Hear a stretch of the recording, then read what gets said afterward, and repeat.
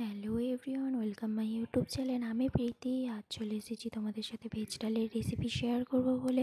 বাড়িতে আজকে ভেজ ডাল বানাচ্ছিলাম, তাই ভাবলাম তোমাদের সাথে একটু শেয়ার করি।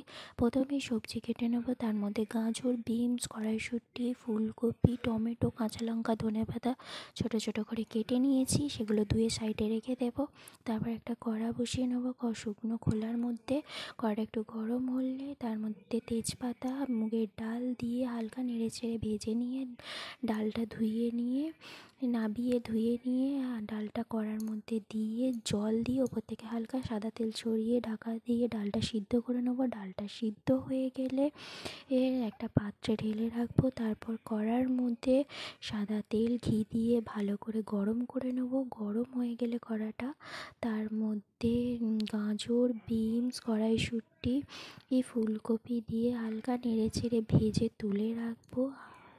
তারপর ওই সাদা তেল ঘিয়ের মধ্যে দুটো এলাচ, আদা, টমেটো, কাঁচা লঙ্কা দিয়ে টমেটোর ওপর নুন ছড়িয়ে হালকা টমেটোটাকে ভালো করে ঘেঁটে মিশিয়ে নেবো। টমেটোটা ভালো করে ঘাঁটা হয়ে গেলে তার মধ্যে ডাল দিয়ে দেবো।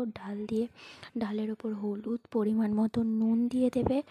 নুন দেওয়া হয়ে গেলে সবজিগুলোও দিয়ে দেবে। সবজিগুলো দিয়ে নেড়ে চেড়ে ডালটা একটু ফুটতে দেবে। ডালটা ফুটে গেলে তার মধ্যে একটু মিষ্টি দিয়ে দেবে, চিনি দিয়ে দেবে। দেওয়া হয়ে গেলে ডালটা যখন হয়ে আসবে, ঘন ঘন হয়ে যাবে, তার উপর থেকে জিরে গুঁড়ো, গরম মশলা, একটু ঘি দিয়ে মিশিয়ে ধনেপাতা কুচি ছড়িয়ে দেবে।